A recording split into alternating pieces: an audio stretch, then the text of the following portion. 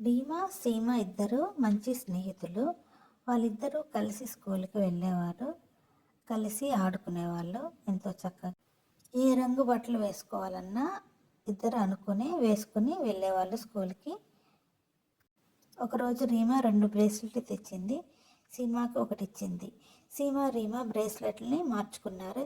ఇవి ఎప్పటికీ కలకాలం వాళ్ళతో పాటే ఉండాలని స్నేహానికి గుర్తుగా అని ఒట్టు పెట్టుకున్నారు.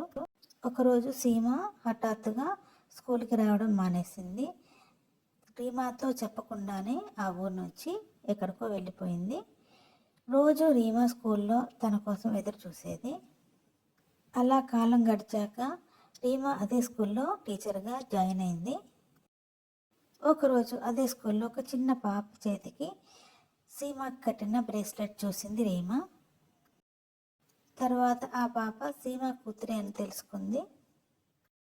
తర్వాత అదే స్కూల్లో రీమా కూతురు, సీమ కూతురు కూడా స్నేహితులయ్యారు. అలాగే పాత స్నేహితులు రీమా, సీమ కూడా మళ్ళీ కలుసుకున్నారు.